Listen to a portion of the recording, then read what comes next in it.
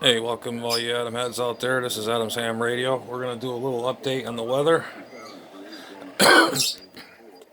We're going to turn the scanner on. Well, it's already on, but we're going to see what we got for the weather. Hit the WX. 30 nautical miles east of Port Canaveral.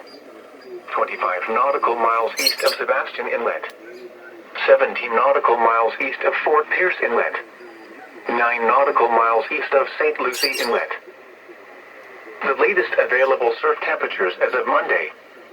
Daytona Beach was 81 degrees.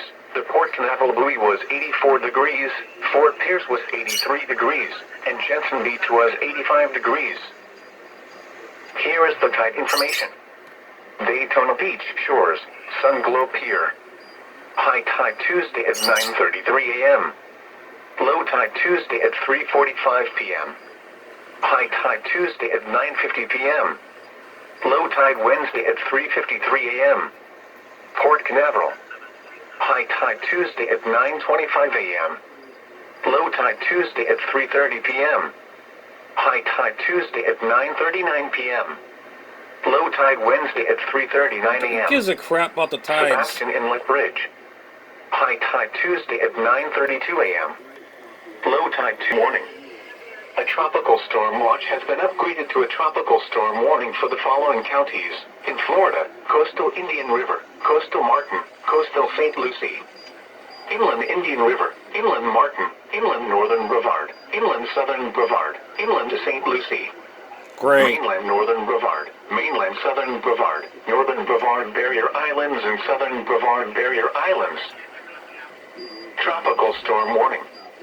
A tropical storm warning remains in effect for the following Volusia Brevard County line to Sebastian Inlet out to 20 nautical miles, waters from the Volusia Brevard County line to Sebastian Inlet extending from 20 to 60 nautical miles, coastal waters from Sebastian Inlet to Jupiter Inlet out to 20 nautical miles, and waters from Sebastian Inlet to Jupiter Inlet extending from 20 to 60 nautical miles. Tropical storm warning in effect. What? South winds 30 to 40 knots, with gusts up to 60 knots, and seas 7 to 12 Fort Ware, Volusia Brevard County line to Sebastian Inlet 0 to 20 nautical miles, Sebastian Inlet to Jupiter Inlet 0 to 20 nautical miles, Volusia Brevard County line to Sebastian Inlet 20 to 60 nautical miles and Sebastian Inlet to Jupiter Inlet 20 to 60 nautical miles. When? Tropical storm force winds possible from Wednesday morning until Friday afternoon. Great. Impacts. Very strong winds will cause hazardous seas which could capsize or damage vessels and reduce visibility. Mariners should alter plans to avoid these hazardous conditions. Remain in port, seek safe harbor, alter course, and slash or secure the vessel for severe conditions. Tropical storm watch. For the following, coastal waters from the Volusia Brevard County line to Sebastian Inlet out to 20 nautical miles, waters from the Volusia Brevard County line to Sebastian Inlet extending from 20 to 60 nautical miles, coastal waters from Sebastian Inlet to Jupiter Inlet out to 20 nautical miles, and waters from Sebastian Inlet to Jupiter Inlet extending from 20 to 60 nautical miles. Tropical storm warning in effect. What?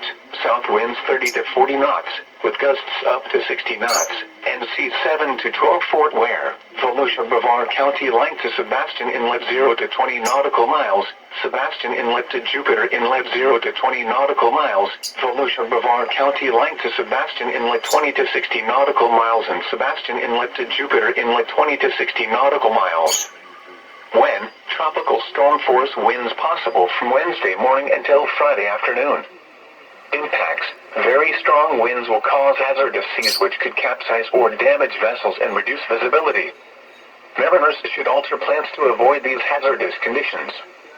Remain in port, seek safe harbor, alter course, and slash or secure the vessel for severe conditions.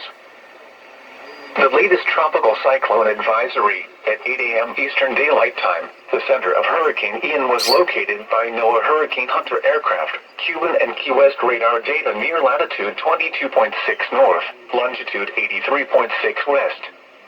Ian is moving toward the north near 12 miles per hour, and this motion is expected to continue today. A turn toward the north-northeast with a reduction in forward speed is forecast tonight and Wednesday. On the forecast track, the center of Ian is expected to emerge over the southeastern Gulf of Mexico in a couple of hours, pass west of the Florida Keys later today, and approach the west coast of Florida within the hurricane warning area on Wednesday and Wednesday night. Maximum sustained winds are estimated near 125 miles per hour with higher gusts. Ian is a Category 3 hurricane on the Saffir-Simpson hurricane wind scale. Little change in strength is expected while Ian moves over Cuba. Strengthening is expected later this morning after Ian emerges over the southeastern Gulf of Mexico. Ian is forecast to approach the west coast of Florida as a dangerous major hurricane. Hurricane force winds extend outward up to 35 miles from the center, and tropical storm force winds extend outward up to 115 miles. The estimated minimum central pressure is 950 millibars, 28.05 inches based on NOAA Hurricane Hunter data. Tropical weather outlook. Issued at 7:45 a.m. Eastern Daylight Time. For the North Atlantic, Caribbean Sea and the Gulf of Mexico, active systems, the National Hurricane Center is issuing advisories on Hurricane Ian, located inland over western Cuba. Central Tropical Atlantic, an area of low pressure located several hundred miles west of the Cabo Verde Islands, is producing disorganized showers and thunderstorms. This activity has changed little in organization over the last day or so, but environmental conditions are still expected to be sufficiently conducive for the system to become a tropical depression during the next couple of days. Further development will become less likely by the end of the week due to increasing upper-level winds. The disturbance is forecast to meander for the next day or so and then turn north-northwestward by early Thursday. Formation chance through 48 hours, high, 70%. Formation chance through 5 days, high, 70%. Flood watch for the following counties: in Florida, coastal Indian River, inland Indian River, inland northern Brevard, inland southern Brevard, mainland northern Brevard, mainland southern Brevard, northern Brevard Barrier Islands, Osceola and southern Brevard Barrier Islands. Flood watch in effect through late Thursday night. What flooding caused by excessive rainfall is expected? Where? A portion of east central Florida, including the following areas: coastal Indian River, coastal Martin, coastal St. Lucie, coastal Volusia, inland Indian River, inland Martin, inland northern Brevard, inland St. Lucie, inland southern Brevard, inland Volusia, mainland northern Brevard, mainland southern Brevard, northern Brevard Barrier Islands, northern Lake, Okeechobee, Orange, Osceola, Seminole, southern Brevard Barrier Islands and southern Lake. When? Through late Thursday night. Impacts: extensive street flooding and flooding of creeks and rivers are possible.